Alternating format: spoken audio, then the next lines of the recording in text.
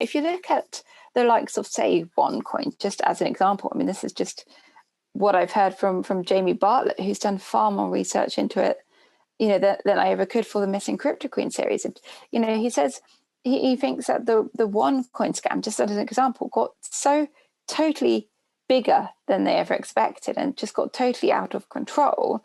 And it just got worse than they expected because it sort of spread internationally. And then you had people going around their villages and their communities and so forth to bring other people in. Of course, because every person they brought in, they got commission for, so it was worthwhile. But it just spread and spread and spread and spread. So what you've got now with the OneCoin scam is that the sort of FBI and the law enforcement got on top of that years ago.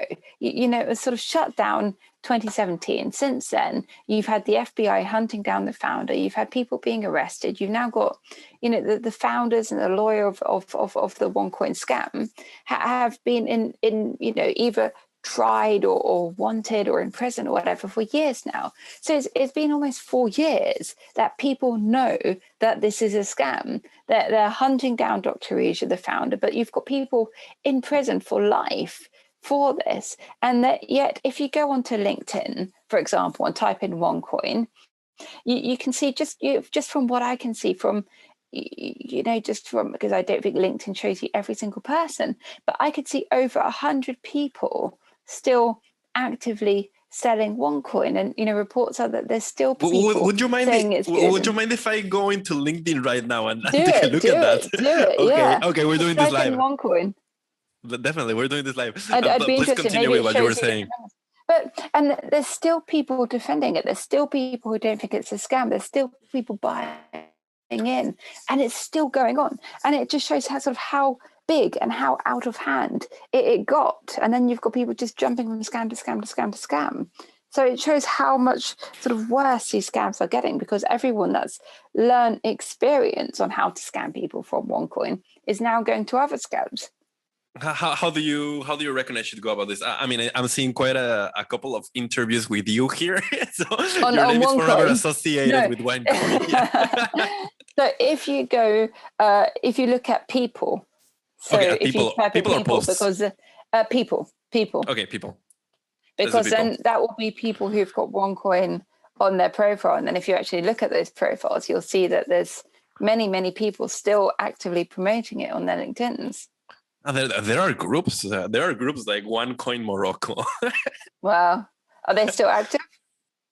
It looks like I'm seeing this one dude that like he's got listed OneCoin miner as his like primary employment source. Mm-hmm. I'm not screen sharing, so like my screen is not going to show in the video, so we're not exposing anyone. And anybody who wants to check can search people on LinkedIn and type in OneCoin, and you'll probably get an idea. But it just shows how bad the problem still is. And if you go onto Facebook and to social media, that you've got all of these groups run by every different sort of type of scam. Interesting, man. There's quite a couple in Argentina here. I might infiltrate the OneCoin community since I'm already here. The OneCoin in Argentina? Yeah, there are quite a bit. Do they have live events there?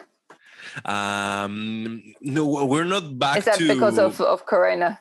Yeah, like Argentina's right now positioned as the #1 worst place to live in during the pandemic. So no, we don't have live events. We don't have any kind of events. Okay.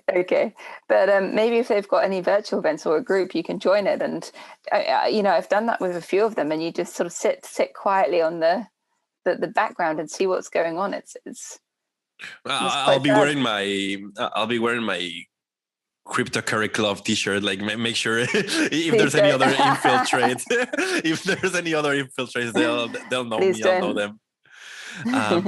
Okay, I'm just gonna sort by posts quickly just to see what I can find. But by the way, speaking of live events, you guys are hosting a live event pretty soon, right? About crypto crime. Well, yes, except we were meant to be out of lockdown. Are you back to it? Well, I think we're going to go back to lockdown. The numbers are getting worse. Our beloved and wise and infinitely infallible leader wanted to leave all borders open, including to India, because he wanted to go on holiday there. And this was when India was in the the peak of pandemic. So without wanting to get into politics, we went from being a country with relatively low numbers to a country where it's getting worse every day again. So, either we'll go back into lockdown or who knows what will happen, but numbers are getting worse. So they're not opening us up again. So we're sort of in lockdown limbo at the moment. So that event, yes, we are meant to be having an in-person event about crypto crime, and just waiting to see what will actually, I think, happen with that due to lockdown restrictions. I mean, I didn't look too much into it, but it looks like you're having an expert on crypto Yes, crime, we've and got he's going to be someone from telling you some the stories, Met right? Police. So the Met Police, the detective who deals with a lot of the crypto crime and tracks down some of these. He's a very, very interesting guy, and got some incredible stories and experience. So how acquainted is the police with these kind of scams, or what do they know? Like, can you give us a teaser here? Yeah, so well, they're you talk to them, they know a lot. They seem to know more than the regulators. They know a lot. They're smart. They're active. They're actively on top of sort of trying to track down the worst of it. And what's really interesting about them, they're also keen to learn more, to learn from the community. What are the latest hacks, crime, scams, and stuff? And they've come to us with some of the most incredible ideas and all of that. So they are on it, and they're smart, which is good. I think the only problem with the police in the UK, which is no fault of their own, is that they're just very under-resourced. There's not enough of them. There's been so many budget cuts that where maybe once upon a time there were more police people. Now there's, I think, maybe not enough. So they have to prioritize certain things. But yeah, no, I was quite impressed.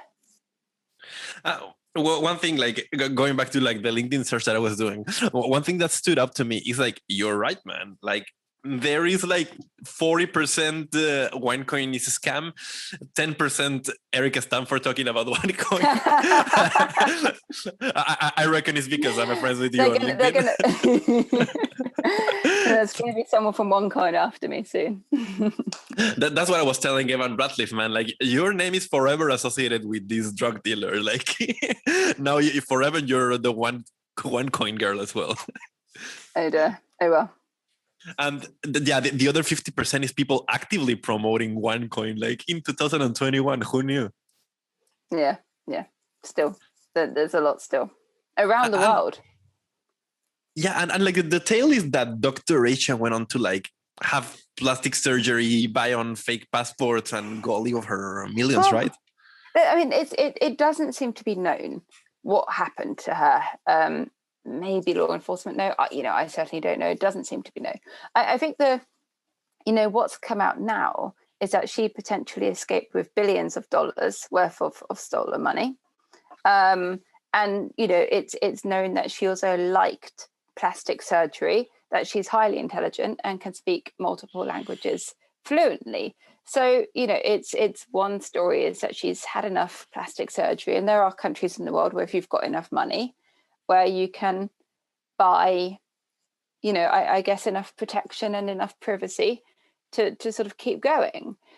That's one line of thought. It's quite possible. She's highly smart, highly connected, and got a lot of money behind her.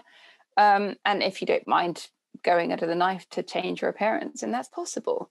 And then the other line of thought, which to me is perhaps more likely, it's now known or at least suspected that there were ties with organized crime, with mafias, with some really sort of hard and sort of criminal groups with the OneCoin scam. And certainly that looks how they managed to sort of get around and get so big and deal with all of their money and so forth. So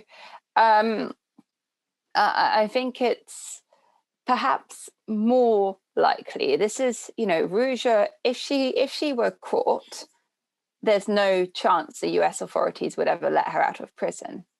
So she would be in prison for life. She probably wouldn't have a very fun time of it.